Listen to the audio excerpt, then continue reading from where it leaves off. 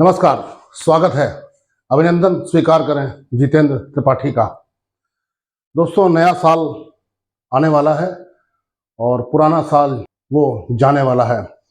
और मुझे उम्मीद है कि पिछली बार जो भी आपने रेजोल्यूशंस लिए होंगे नए साल के, मुश्किल तो होता है लेकिन किसी न किसी तरह पूरे करने का प्रयत्न आपने ज़रूर किया होगा। आज ये छोटा सा प्रोग्राम लेकर आया हूँ।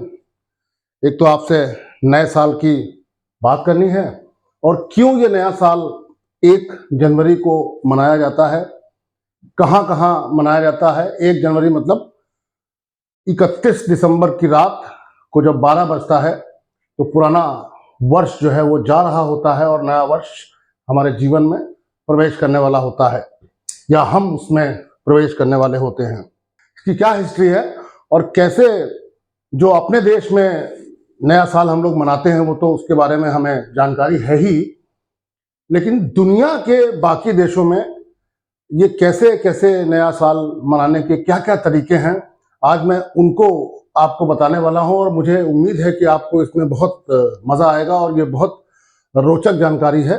और ये भी मुझे विश्वास है कि बहुत सारे लोगों को ये पता नहीं होगा कि जो दुनिया में और देश हैं, जो दुनिया में और कल्चर्स हैं, वहाँ का क्या ट्रेडिशन है नया साल मनाने का और किस तरीके से वो लोग खुशियाँ मनाते हैं और क्या क्या उनके विधान हैं जो नए साल में वो करते हैं।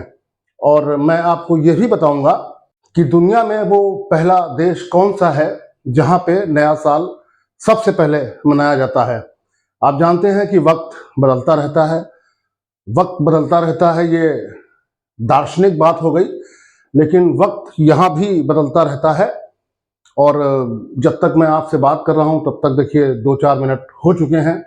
और ऐसे ही दुनिया में काफ़ी देशों में जो अलग अलग टाइम्स होते हैं, उसी के हिसाब से जो नया साल है वो दुनिया के अलग अलग देशों में, अलग अलग शहरों में इसी हिसाब से मनाया जाता है।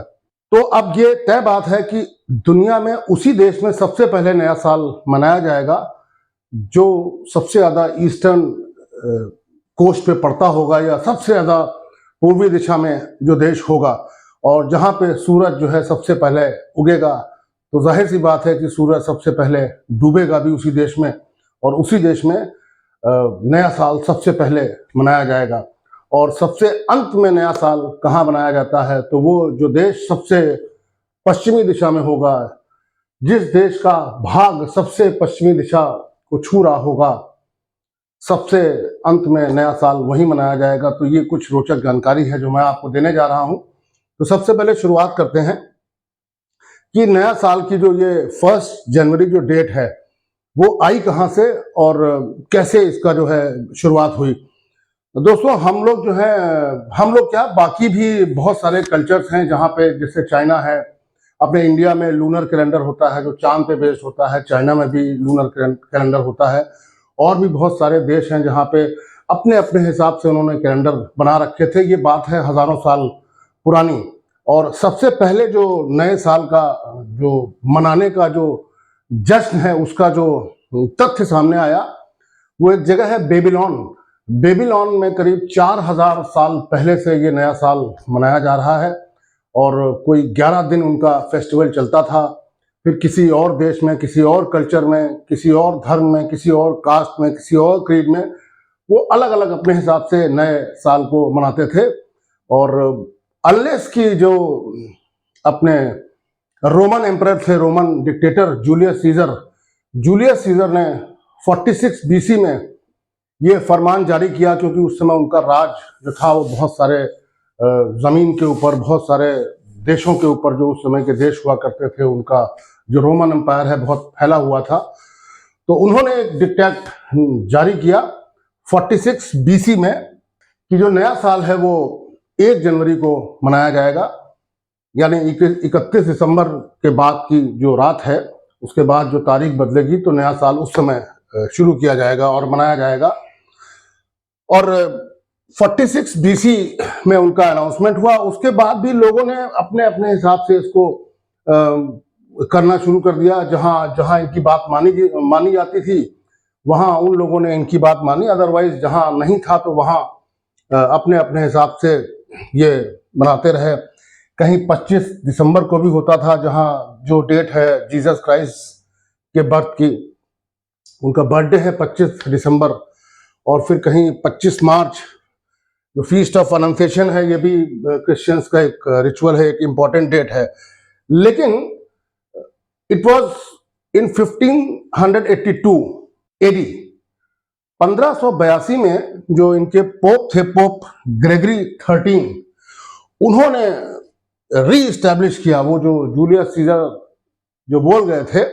और उसके बाद भी जो इधर उधर लोग डेट्स में मनाते थे अपना नया साल, तो पोप ग्रेगरी जो 13 थे, उन्होंने इसको री इस्टेब्लिश किया कि जनवरी 1 जो है वो नया साल की डेट होगी, और जो भी सेलिब्रेशंस होंगे वो जनवरी 1 को ही किए जाएंगे, first new years day based on the calendar. और जिस कैलेंडर को हम लोग मानते हैं, अभी जिस कैलेंडर को हम लोग फॉलो करते हैं, अपने कागज में भी जो डेट्स लिखते हैं इंडिया में और बहुत सारे कंट्रीज में, in fact most of the countries में, तो जो कैलेंडर हम लोग फॉलो करते हैं उसको बोलते हैं ये ग्रेगोरियन कैलेंडर, और वो इन्हीं के नाम पर है जो पोप ग्रेगरी 13 थे। और अपने इस साल में तो आप जानते ही हैं कि 12 महीने होते हैं, 52 हफ्ते होते हैं, और 365 दिन का साल होता है। फिर वो फरवरी 28 दिन का, फिर वो लीप ईयर होता है, फिर वो 29 दिन का। तो इस तरह से ये कैलेंडर, इसका जो बेस है वो मैंने आपको बताया कि पोप ग्रेगरी 13 द्वारा ये कहा गया था, और उसी कैलेंडर को हम लोग फॉलो करते हैं। अब चलिए हम लोग ये डिस्कस करते हैं कि पूरी दुनिया में कौन कौन से देश में, मतलब काफी देशों की बात करूंगा, और कौन कौन से कल्चर्स में किस तरीके से नया साल मनाया जाता है। तो मुझे लगता है ये आपके लिए बड़ी रोचक जानकारी होगी, और बच्चों के लिए भी, जिनको इसके बारे में पता नहीं है, उनके लिए भी बड़ी रोचक जानकारी होगी। और वाकई आप कुछ कुछ रिचुअल्स और कुछ कुछ फंक्शंस और कुछ उनके जो रीति रिवाज हैं वो ऐसे हैं जो वाकई आपको भौचक्का कर देंगे और आश्चर्यचकित कर देंगे कि इस तरह भी नया साल मनाया जा सकता है, या कोई सेलिब्रेशन इस तरह भी होता है। तो चलिए चलते हैं इस सफर पे, बढ़िया, आपको अच्छा लगेगा। मैंने आपको बताया था कि जो पहला देश है जहां पे नया साल मनाया जाता है, तो अभी आप समझ लीजिए कि मैं आपको एग्जांपल देता हूं कि जैसे मैं अभी इंडिया में खड़ा हूं, और इंडिया में इस समय आज तारीख है 30 दिसंबर और 6:55 हो रहा है।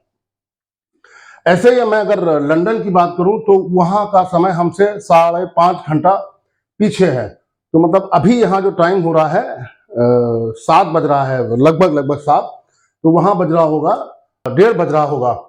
6:55 है तो 5 मिनट कम है 7 बजने में, तो वहां भी 1:30 बजने में 5 मिनट कम होगा। तो ऐसे हमारे इंडिया, ये इंडिया हो गया और ये इधर लंदन हो गया। इंडिया और लंदन के बीच में जो देश है, जितना जितना इंडिया से जो वेस्ट में देश है, वहां वहां टाइम इंडिया से पीछे रहेगा। मतलब इंडिया में टाइम जो है यहाँ के मुकाबले बढ़ चुका होगा, और जो बीच में देश है वो कहीं बीच में आ रहे होंगे। लेकिन वो पहला देश कौन सा है जहां पे सूरज सबसे पहले उगता है, और वो ईस्टर्न मोस्ट पॉइंट पे वो कौन सा देश है जहां सबसे पहले नया साल मनाया जाएगा? वो इसलिए कि सूरज सबसे पहले वहीं उगेगा और सूरज सबसे पहले वहीं से जाएगा या डूबेगा। तो एक इंटरनेशनल डेट लाइन है, जिसको, जो कि इमेजिनरी लाइन है, वो ये इस तरह से ये लाइन ऐसे बनाई गई है। और ये लाइन सीधी नहीं है, वो इसलिए कि अगर ये लाइन किसी देश से पास हो रही है और उस देश के बीचों बीच से पास हो गई, तो दिक्कत ये हो जाएगी, उसी देश में एक कदम इधर दूर कोई दूसरा टाइम हो रहा होगा या डेट हो रही होगी, और इस तरफ कोई दूसरा डेट हो रही होगी। तो इसलिए पूरे देश को समाहित करने के लिए कि पूरा देश लाइन के या तो इधर हो या उधर हो, इस लाइन को उसी हिसाब से मोड़ा गया है। ये देखिए रशिया का हिस्सा, ये पूरा रशिया है, रशिया का ये साइबेरिया वाला बिल्कुल ईस्टर्न मोस्ट हिस्सा है, वहां से ये लाइन पास होती है। और इसके बाद जो है अमेरिका आता है। अमेरिका मतलब ये हिस्सा जो अमेरिका का है, अगर घुमा के लाएंगे इसको, तो वो इस लाइन के जस्ट इधर होगा। बहुत से लोगों को पता होगा कि रशिया और अमेरिका की दूरी हजारों किलोमीटर है, और पता नहीं कितनी डिस्टेंस होगी, मगर ऐसा है नहीं। अगर इस नक्शे को ऐसे फोल्ड कर दें ग्लोब में, तो ये हिस्सा बिल्कुल यहाँ आ जाएगा। तो यूं मान लिया कि रशिया और अमेरिका के जो लास्ट पॉइंट्स हैं या फर्स्ट पॉइंट्स हैं, उनकी दूरी जो है मुश्किल से 3, 4, 5 किलोमीटर होगी, या मेरे ख्याल से और 1-2 किलोमीटर और ज्यादा कम हो सकता है। बट यही दूरी है रशिया और अमेरिका के बीच में। ये मेरे ख्याल से जानकारी आपको आश्चर्यचकित कर देगी। बहुत से लोगों को पता होगा कि हजारों किलोमीटर की दूरी है। तो ये रही इंटरनेशनल डेट लाइन, और इंटरनेशनल डेट लाइन के सबसे करीब जो ईस्टर्न जो देश है वो है रिपब्लिक ऑफ किरिबाती। तो और ये जो है ये ऑस्ट्रेलिया के नॉर्थ में, नॉर्थ ईस्ट में ये हिस्सा पड़ता है। ये रहा ऑस्ट्रेलिया, ऑस्ट्रेलिया के नॉर्थ ईस्ट में हिस्सा पड़ा ये। इस रीजन को बोलते हैं माइक्रोनेशिया। यहाँ पे बहुत सारे छोटे छोटे छोटे छोटे बहुत सारे आइलैंड्स हैं, मतलब सैकड़ों आइलैंड्स होंगे, इवन मोर। और इस हिस्से को बोलते हैं माइक्रोनेशिया। और माइक्रोनेशिया में ही एक आइलैंड रिपब्लिक है जिसका नाम है किरिबाती। और किरिबाती में भी जो उसका आइलैंड, तमाम सारे आइलैंड्स हैं रिपब्लिक ऑफ किरिबाती में, तो एक आइलैंड है किरितिमाती, उसमें कोई रहता नहीं है, लेकिन जो सबसे पहली किरण सूरज की आती है वो इसी रिपब्लिक ऑफ किरिबाती के किरितिमाती आइलैंड में आती है। तो सबसे पहले नया साल मनाने वाला देश जो है वो रिपब्लिक ऑफ किरिबाती है। उसके बाद यहीं पे आइलैंड ऑफ टोंगा है और बहुत सारे आइलैंड्स हैं, फिर फिजी है और तमाम सारे आइलैंड्स हैं। फिर ये आपका पपुआ न्यू गिनी का हिस्सा है ना। तो यहाँ पे सबसे पहले सूरज की किरण पड़ती है। लेकिन जो सबसे बड़ा देश या जिसको हम लोग जानते हैं, जो सबसे नोन शहर हमारे लिए है, वो जो देश या जो उसके शहर हैं जिसको हम लोग अच्छी तरह जिससे वाकिफ हैं, इसको जानते हैं, दैट इज न्यूजीलैंड। तो देखिए ये रहा न्यूजीलैंड। तो सबसे पहले किरिबाती के बाद जो सूरज आएगा वो न्यूजीलैंड की तरफ आएगा। और न्यूजीलैंड के जो शहर हैं वो आप जानते ही हैं, वेलिंगटन है, ऑकलैंड है, क्राइस्टचर्च है। इन सब में सबसे पहले नया साल मनाया जाता है। और आपने तो टीवी पे बहुत देखा होगा। उसके बाद फिर धीरे धीरे सिडनी, ये ऑस्ट्रेलिया के ईस्टर्न कोस्ट में ये सिडनी पड़ता है। सिडनी ओपेरा पे आपने फायरवर्क्स देखे होंगे टीवी पे। तो इस तरह से धीरे धीरे धीरे धीरे जैसे जैसे हम लोग इस तरफ बढ़ते जाते हैं वेस्ट की तरफ, तो ये जो नया साल मनाने वाले कंट्रीज हैं उनकी संख्या इसमें बढ़ती जाती है, जुड़ती जाती है।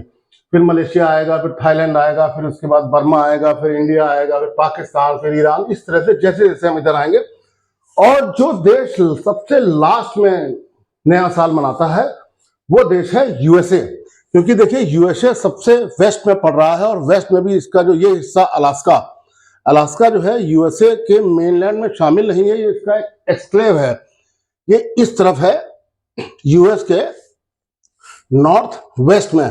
तो this is the western most point जो कि नए साल को मनाएगा। हालांकि यूएस के इसके बाद भी जो आइलैंड्स वगैरह हैं, होनोलुलु, वो हवाई आइलैंड जहां पे होनोलुलु है, वहां पे भी लास्ट में ही मनाया जाता है। लेकिन कंट्री को अगर देखें तो US is the last country which is going to celebrate the new year, coming new year.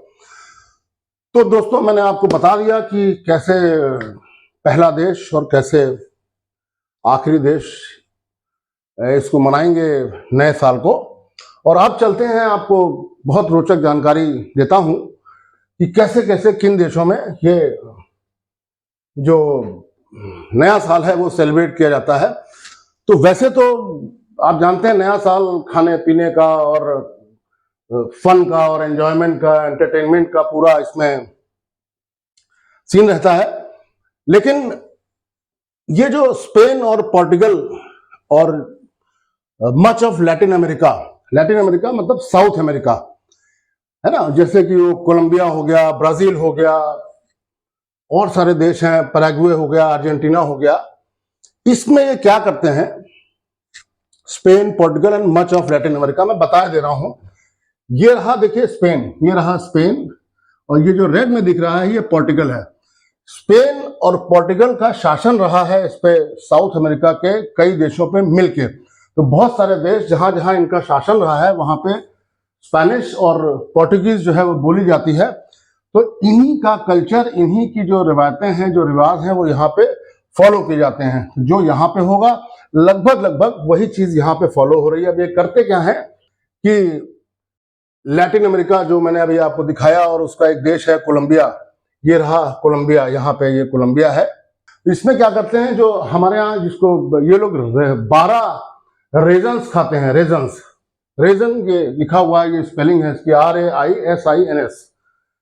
हम लोग इसको किशमिश बोलते हैं, वो इनकी भाषा में इंग्लिश में रेजन्स बोला जाता है। तो ये 12 ग्रेप, या तो सूखे हुए ग्रेप, ड्राई किए हुए ग्रेप्स, या किशमिश, उसका सेवन ये लोग करते हैं। और जो इटालियंस हैं, ये तो हो गई स्पेन, पोर्टुगल और लैटिन अमेरिका की बात, कोलंबिया की बात।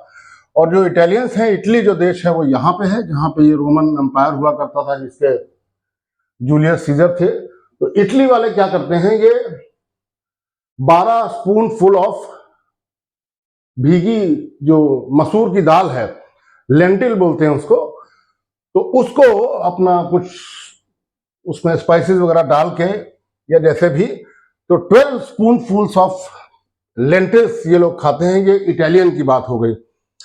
और ये जो 12 स्पून जो खाई जाती है इटली में लेंटिल्स की जो चम्मच भर के, वो 12 इसलिए होता है कि जब वो मिडनाइट आवर होता है तो घड़ी जो है 12 बार ping pong ping pong ping pong ping pong जो उसकी आवाज होती है, चाइमिंग जो होती है, तो वो 12 चाइमिंग्स के अकॉर्डिंग ये 12 स्पूनफुल ऑफ जो मसूर की दाल है उसको ये खाते हैं। और जो फ्रेंच हैं, जो फ्रांस के लोग हैं, फ्रांस देखिए यहाँ पे पास में ही फ्रांस भी है, ये हो गया स्पेन, ये हो गया पोर्टुगल, ये हो गया इटली और ये हो गया फ्रांस। फ्रांस के लोग क्या करते हैं, ये पैनकेक्स खाते हैं और अपना एंजॉय करते हैं, फ्रेंड्स के साथ ड्रिंक्स वगैरह लेते हैं, तो इनका अपना एंजॉयमेंट का ये तरीका है। और जो जर्मन्स हैं ये prefer marzipan shape into a pig for luck, एक पिग के शेप में ये एक मार्जिपन क्या होता है, बादाम। मैंने आप लोग के लिए थोड़ा रिसर्च किया है।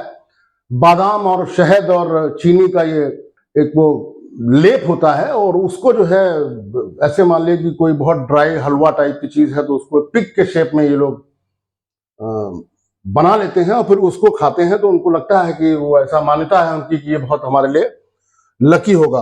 और नीदरलैंड्स में, वो भी देश पास में ही है नीदरलैंड्स ये हुआ, यहाँ पे हुआ नीदरलैंड, और नीदरलैंड्स में ये लोग डोनट्स खाते हैं और रिंग शेप फूड खाते हैं, छल्ले वाला जो फूड है जो भी ये बनाते होंगे, और फिर वही सब अपना खाना पीना और उसके साथ एंजॉय करना दोस्तों के साथ, ये इनका सिस्टम अपना चलता है। और देखिए कितना अलग है हम लोगों से, जिस तरह हम लोग करते हैं उससे कितने कितने अलग इनके तरीके हैं, रिवाज हैं ये मनाने के। अभी और आएंगे, आपको बड़ा इंटरेस्टिंग लगेगा। फिर एक देश है Estonia. Estonians feast as many as 7, 9 और even 12 times on new year. नए साल आने की जो शाम होती है उससे पहले की, उस पर ये 7 बार, 9 बार, 12 बार खाना खाते हैं। और इनका ये मानना है कि एक बार जो खाना खाएंगे वो पर्सन इतना स्ट्रांग होगा, जितने बार भी खाना खाएंगे वो पर्सन उतना ही स्ट्रांग होगा, और जो आने वाला नया साल है उसमें उसकी स्ट्रेंथ जो है वो डिलीवर होगी और अपना पावर और जो भी है वो उसके लिए बड़ा लकी होगा, ऐसा इनका मानना है। अब एस्टोनिया कहाँ पे है ये मैं आपको दिखा दूं अच्छे में। बहुत छोटा सा देश है। यूएसएसआर जब 15 देशों में टूटा था तो उसमें एक एस्टोनिया भी था, और जॉर्जिया, एस्टोनिया, लिथुआनिया ये सब आसी पास है। तो ये रहा जॉर्जिया, ये रहा एस्टोनिया, ये रहा लिथुआनिया, ये रहा जहां मैं उंगली रख रहा हूं, ये रहा एस्टोनिया। तो ये तो हो गई एस्टोनिया की बात। और फिर चलते हैं यूएस में। यूएस के साउथ वाले एरियाज में वो कोलार्ड ग्रीन्स की पत्तियां, कोलार्ड ग्रीन्स जैसे मान लिया कि जैसे अपने यहाँ गोभी की पत्ती होती है, ब्रोकली की पत्ती होती है, उसी से मिलती जुलती ये कोलार्ड ग्रीन की पत्तियां खाते हैं। और ब्लैक आइड पीस, वो कोई मटर की तरह ब्लैक आइड पीस होती हैं, वो भी लक और प्रॉस्पेरिटी के लिए होता है। और चूंकि ये कोलार्ड ग्रीन जो है इसकी पत्तियां हरी होती हैं तो इनको लगता है, इनका मतलब ऐसा मानना है कि जो ग्रीन सिंबलाइजेस मनी, तो इसलिए जो है ये कोलार्ड ग्रीन की जो पत्तियां हैं कोलार्ड ग्रीन, उनका सेवन ये अमेरिकन करते हैं। मतलब साउथ ऑफ अमेरिका, जो मैक्सिकन बॉर्डर है उसके आसपास का जो एरिया है, वहां पे यूएस वाले इस तरह से अपना नए साल का सेलिब्रेशन करते हैं। इसके बाद हम लोग चलते हैं किसी और नए देश में। तो नया देश मैं ढूंढ के लाया हूं, एक स्कॉटलैंड है। स्कॉटलैंड जो है आप जानते हैं यूनाइटेड किंगडम का हिस्सा है। यूनाइटेड किंगडम में 4 देश हैं, एक तो खुद इंग्लैंड, दूसरा स्कॉटलैंड, तीसरा वेल्स, और चौथा जो देश है वो नॉर्दर्न आयरलैंड है। आयरलैंड का एक छोटा सा हिस्सा कटा हुआ, उसकी कैपिटल बेलफास्ट है। तो स्कॉटलैंड में कैसे मनाया जाता है ये नया साल, मैं आपको बताता हूं। इसको जो एंड ऑफ द ईयर है उसको हॉगमैने बोलते हैं। हॉगमैने ये उसकी स्पेलिंग है, HOGMANAY। और ये जो सेलिब्रेशन है ये शुरू हो जाता है 30 दिसंबर से, और ये चलता है 1 जनवरी तक। और जब नया साल आ जाता है तब तक ये इनका सेलिब्रेशन जो है वो चलता रहता है। और इनके यहाँ एक फर्स्ट फुटिंग का एक कॉमन ट्रेडिशन है। फर्स्ट फुटिंग मतलब घर में कौन पहले पैर रखेगा, कौन पहले कदम रखेगा, तो वो उसका कदम जो घर में रखना होगा वो कितना शुभ होगा, कितना लकी होगा हमारे लिए, ऐसा ही माना जाता है। तो और जो भी जिसको लकी मानते हैं उसको अपने घर में पहले लाते हैं, फिर वो अपना साथ में कोई गिफ्ट पकड़े रहता है, एक सिंबॉलिक गिफ्ट होता है, तो वो घर वालों को गिफ्ट देता है। तो इस तरह से ऐसे ऐसे कल्चर्स हैं, ऐसी ऐसी मान्यताएं हैं कि आपको बड़ा इंटरेस्टिंग लगेगा मेरे ख्याल से। और स्कॉटलैंड में एक फेमस इंग्लिश गीत है ऑल्ड लैंग सिंग। वो गाया तो वैसे पूरी दुनिया में जाता है, but it is mainly basically it is Scottish song, और ये लोग उसको गाते हैं। और एक इनके यहाँ होता है रेडिंग ऑफ द हाउस, एक ट्रेडिशन होता है। ये जो गीत है ऑल्ड लैंग सिंग, ये वही जब मिडनाइट पे जब 12 बजता है उस समय ये गाया जाता है। ये जो रेडिंग ऑफ द हाउस है, इसमें क्या करते हैं, घर की पूरी सफाई करते हैं और दरवाजे तक की सफाई करते हैं, सारे कैबिनेट, सारे शेल्फ है ना, वॉल्स और सबको साफ करते हैं। और सबसे ज्यादा इंपॉर्टेंस जो सफाई की दी जाती है that is for the fire place. Scotland एक बहुत ठंडी जगह है, बहुत ज्यादा, मतलब यूनाइटेड किंगडम के भी नॉर्थ में है और बहुत पास है नॉर्थ पोल के, और चारों तरफ अटलांटिक ओशन के ठंडे पानी से घिरी हुई है, बहुत सारे ग्लेशियर्स वगैरह भी हैं आसपास। तो स्कॉटलैंड में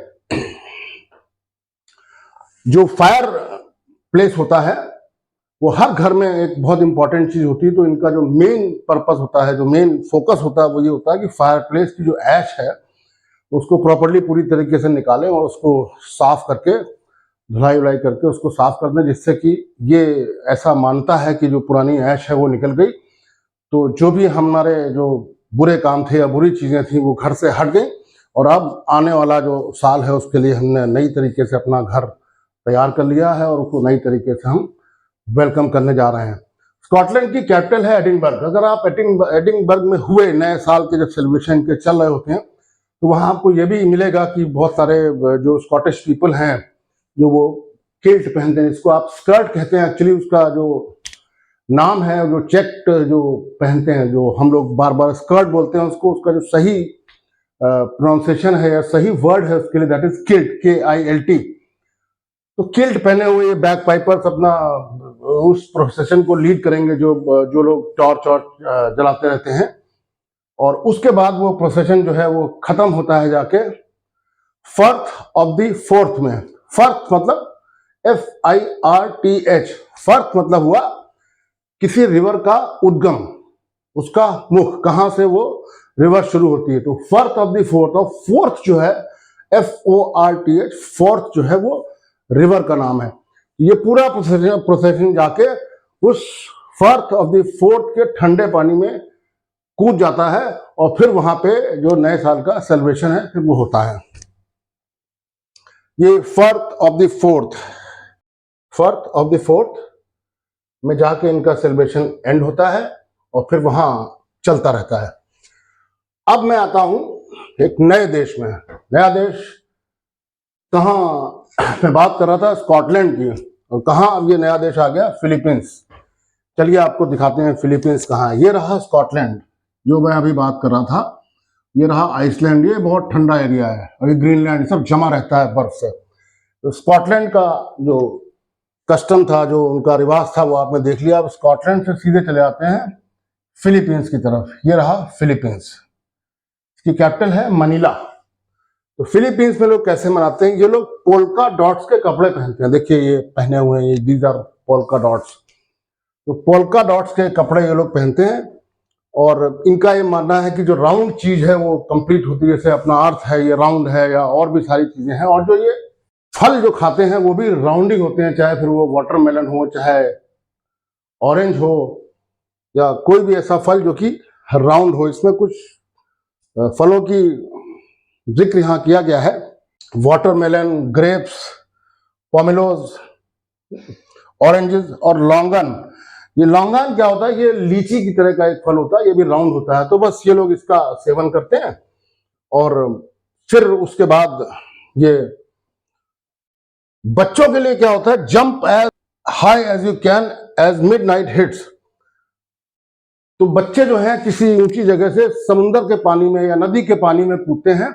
उनका मानना ये होता है कि अगर ऐसा हम करेंगे तो हमारी हाइट जो है वो बढ़ेगी और हम बहुत टॉल हो जाएंगे। तो ये इनकी अपनी मान्यता है, तो ये अपना इस तरह से सेलिब्रेट करते हैं, बट ये on the new year night.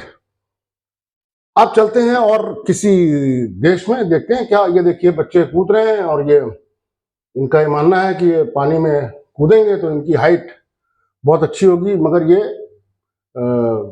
Brazil में भी ऐसा कुछ होता है। ये वो जो मैं आपको बता रहा था वो फिलीपींस का था, मगर कुछ ऐसा संयोग है कि जो नेक्स्ट स्लाइड है ये ब्राजील में भी ऐसा होता है। ब्राजील में क्या होता है, ये व्हाइट कपड़े पहनकर पानी में कूदते हैं। In Brazil the Festa de Iemanja takes place on this night to celebrate goddess of sea Iemanja. Goddess of sea इनकी भाषा में उसको लिमांजा कहते हैं, और उसमें इनको कूदना होता है और ये व्हाइट कपड़े पहनकर कूदना होता है।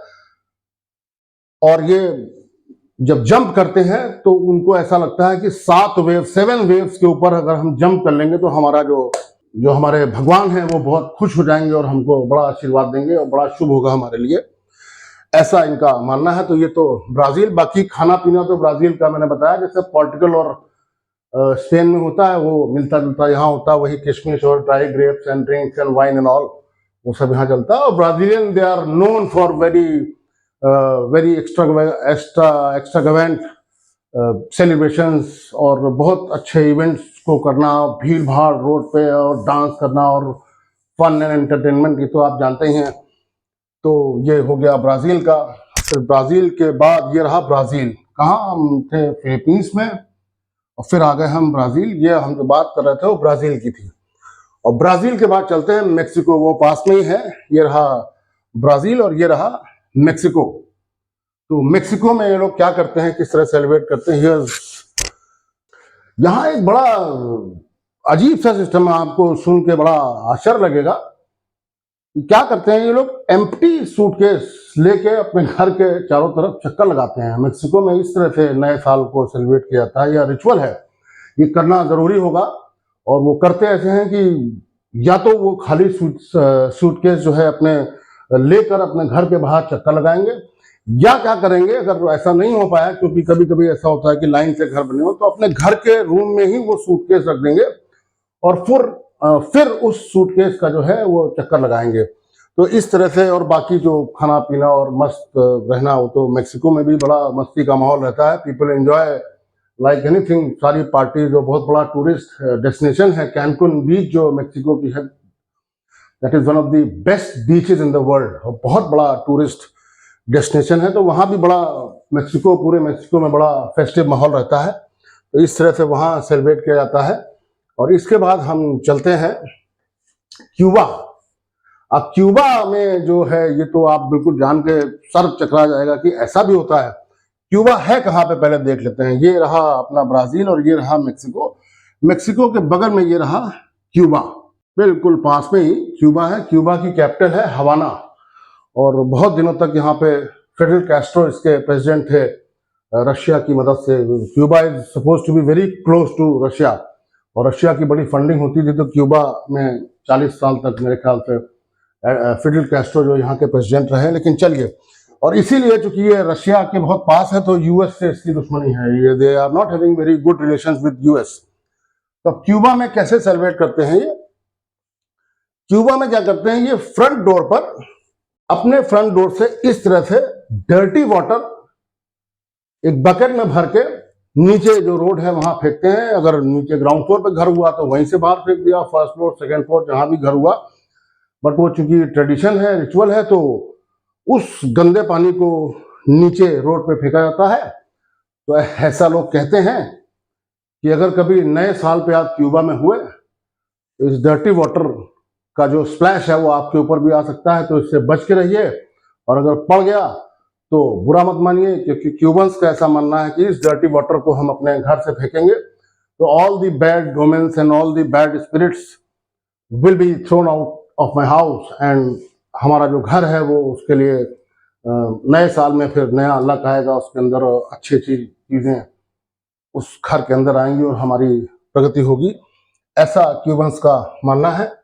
तो दोस्तों ये क्यूबा हो गया। मुझे लग रहा है आपको अच्छा लग रहा होगा, ये सब जान के बहुत नई नई चीज़ें हैं।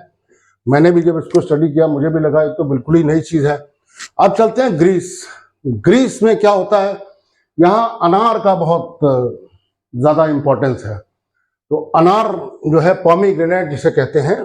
फिर यहाँ पर भी वो गुड फूड का एक सिस्टम है जो अभी पहले किसी उसने बताया था मैंने, तो वहाँ भी वो गुड लक लाने के लिए किसी का पहले पैर पड़े और फिर ये हाउस होल्ड में जो है वो अनार जो है वो उसको टांग देते हैं और ये इसको बहुत लकी और sign of prosperity and fertility इसको समझते हैं।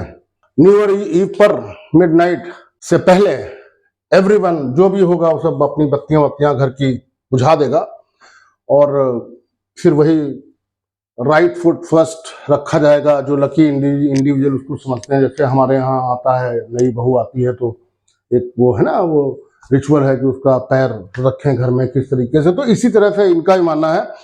और जैसे हम लोग नारियल फोड़ते हैं तो वैसे ही वो जो लकी पर्सन है जो फुट रखेगा वो इनके घर के बाहर वो अनार को फोड़ेगा और ये ऐसा माना जाता है कि जितना रसीला अनार होगा और जितने दूर तक उसके दाने जाएंगे उतना ज़्यादा गुड लक जो है नए साल में आने वाला है। तो ये तो हो गया ग्रीस का सेलिब्रेशन। और ग्रीस है कहाँ नक्शे पे मैं आपको बता दूं, ये था ब्राज़ील, इसके बारे में बताया था, क्यूबा था, ये स्पेन था, ये पोर्टुगल था और ये रहा ग्रीस। ये जो हरा वाला हिस्सा दिख रहा है ये रहा ग्रीस। इसकी कैपिटल है एथेंस और ये मेडिटेरेनियन सी पे है ये देश है। और अब चलते हैं आगे किसी और नए देश में, देखते हैं क्या है। जर्मनी। जर्मनी में जर्मन जो है यूरोप में बहुत सारे देशों में बोली जाती है, तो उसके कारण जर्मन का जो कल्चर है बहुत सारे देशों में फैला हुआ है। There are so many people, बहुत सारे लोग हैं जो जर्मन कल्चर को फॉलो करते हैं। और जैसा कि ये जर्मन स्पीकिंग जो यूरोप है उसमें फिनलैंड में बहुत सारे जर्मन्स हैं, या फिनलैंड पे जर्मन के कल्चर का प्रभाव है। बल्गेरिया है, ज़ेकिया है, टर्की है। ज़ेकिया आप समझते हैं, ज़ेकिया एक नया देश है, इसका आपने नाम सुना नहीं होगा। ये ज़ेकोस्लोवाकिया एक देश हुआ करता था, वो दो टुकड़ों में टूट गया, एक हो गया ज़ेकिया और दूसरा हो गया स्लोवाकिया। फिनलैंड, बल्गारिया, ज़ेकिया and Turkey. It is customary to heat small pieces of lead, जो शीशा होता है लेड, उसको ये गलाते हैं और उसको ग्लास में डालते हैं।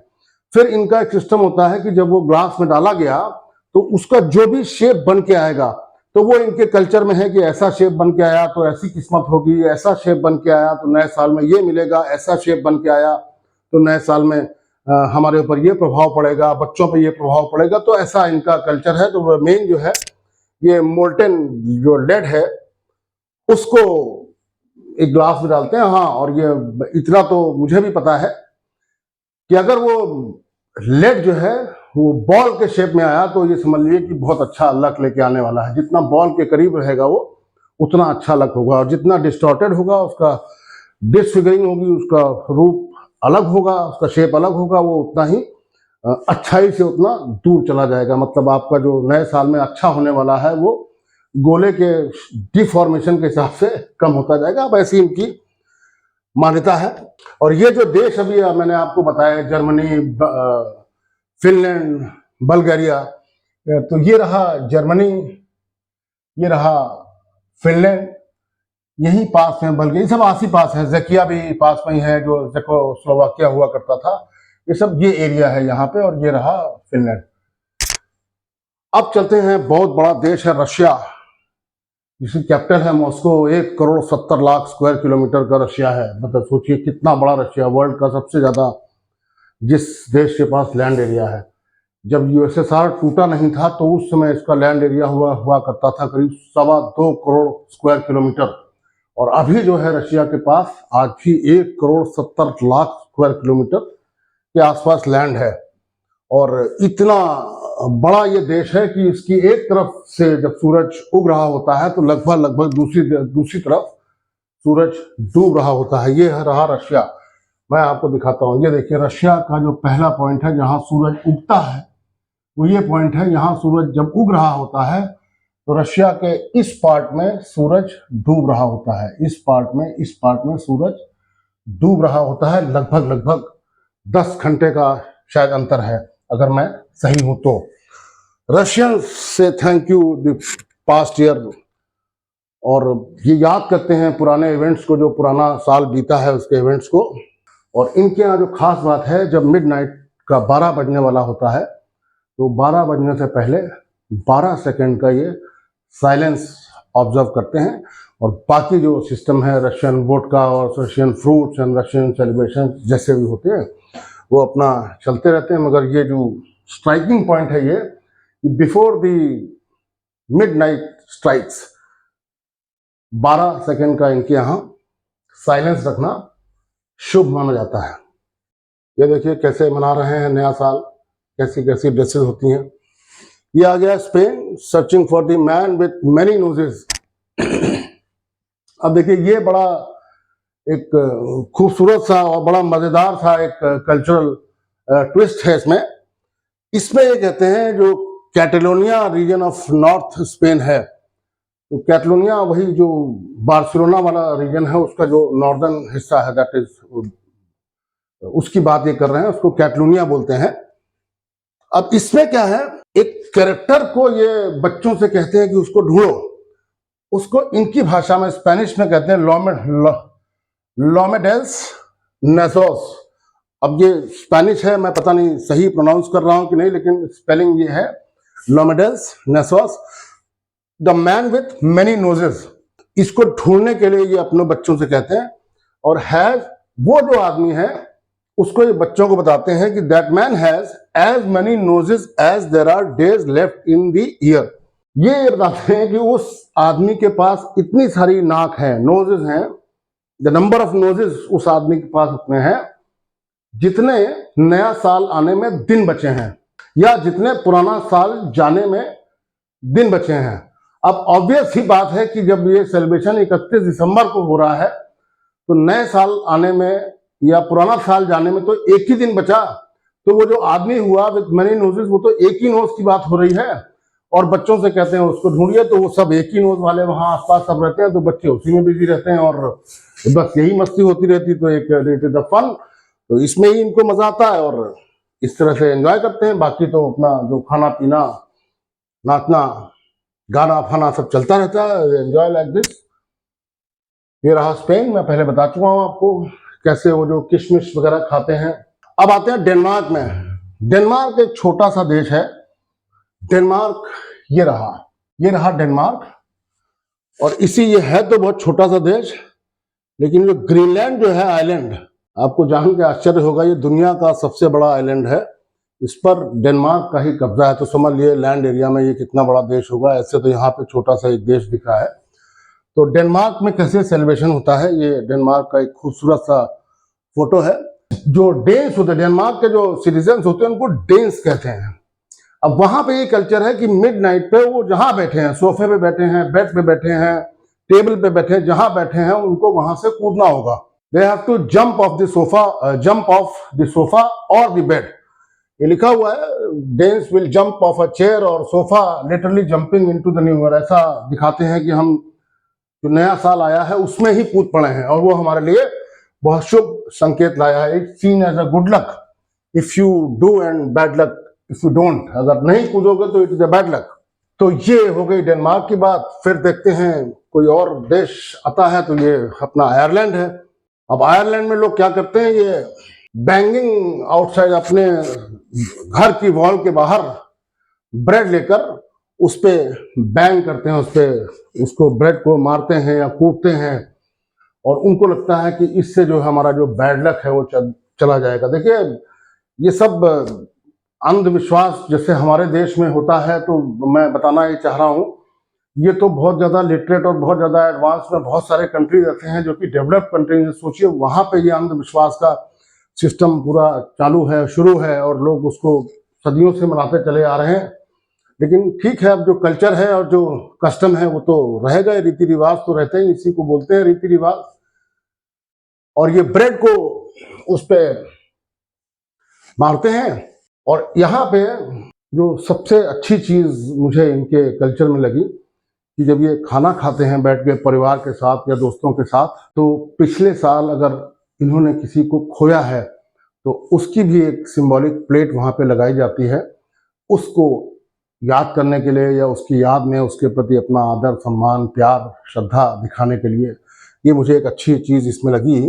ये आयरलैंड में होता है, और आयरलैंड दोस्तों ये रहा इंग्लैंड, और ये रहा जो ऑरेंज में दिख रहा है इसके बगल में एक आइलैंड टापू जो है, दिस इज आयरलैंड। और आयरलैंड की कैपिटल है डबलिन। और इटली और स्पेन में फिर एक चीज होती है कि इटालियंस एंड स्पेनियर्ड्स ये जो है रेड अंडरवेयर्स पहनते हैं। फिर इनको स्पेनियर्ड्स जो स्पेन वाले हैं वो कहते हैं कि जो underwear must also be new to be lucky, मतलब वो नया अंडरवेयर है उसको पहन के निकलेंगे।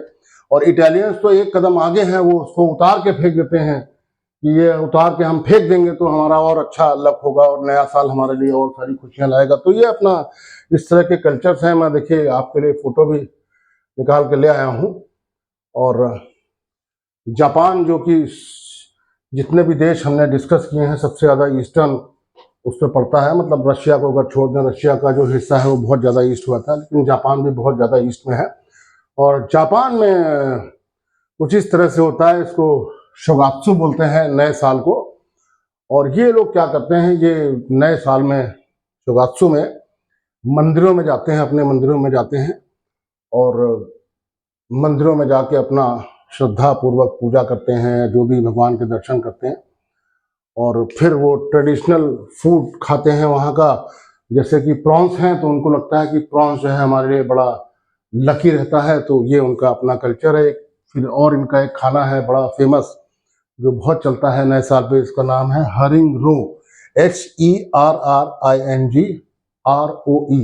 हरिंग रो। ये क्या, ये आपको लगता होगा पता नहीं कौन सी डिश है क्या, तो मैंने अभी पता किया तो ये मछली के अंडे, छोटी मछलियों के अंडे होते हैं, उन्हीं की डिश होती है। उसी में सॉस वॉस लगा के उसको मैरिनेट करके बड़ा अच्छा सा कोई डिश बनाते हैं। तो बताते हैं कि बहुत टू बूस्ट फर्टिलिटी उसके लिए होता है। तो उनको लगता है कि हमारे लिए नया साल जो आने वाला है वो बहुत लकी होगा। अब दोस्तों मुझे लगता है कि मैंने बहुत सारी जानकारी आपको ये नए साल के संबंध में और बहुत सारे नए रिचुअल्स, कहाँ किन देशों में क्या क्या होता है, देश ही नहीं बल्कि पूरे रीजन्स, मेरे ख्याल से 20-25 देश कवर हो गए होंगे। बट हाँ, सब देश अपने अपने हिसाब से मनाते हैं, सब लोग अपने अपने हिसाब से मनाएं। और बस बात यही इतनी सी है कि जिस तरीके से भी मनाएं और जो भी सिस्टम हो आपके मनाने का, खुश रहें। और जो नया आने वाला साल है वो सभी के लिए बहुत सुखदायी हो, आनंददायक हो।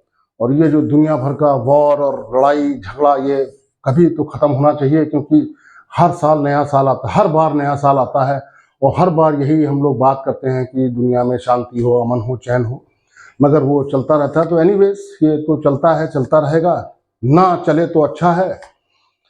मेरा आपसे बात करने का कारण ये था कि मैं आज आपको नए साल की शुभकामनाएं एडवांस में देना चाह रहा था। कल संडे है तो मुझे लगा मैं बात नहीं कर पाऊंगा, तो मेरी यही कामना है कि आप सब खुश रहें। नया साल में आपको इतना कुछ मिले जो पुराने सालों में नहीं मिला है। नए साल में आप स्वस्थ रहें और बहुत प्रगति करें। बच्चे जिस चीज़ के लिए एस्पायर कर रहे हैं, कोई एग्ज़ाम के लिए तैयारी कर रहे हैं, तो उसमें अच्छे नंबरों से पास हो जाएं। कोई नौकरी की तलाश में होगा तो ईश्वर करे उसकी नए साल में नौकरी लग जाए। किसी का व्यापारिक प्रतिष्ठान है तो मैं चाहता हूं कि वो और आगे बढ़े। मतलब जो भी हो सब अच्छा हो, सब स्वस्थ रहें, मस्त रहें, प्रगति करें, समृद्ध रहें, यही मेरी कामना है। आप सबको नए साल की सपरिवार और अपने शुभ चिंतकों के साथ बहुत बहुत शुभकामनाएं। नमस्कार।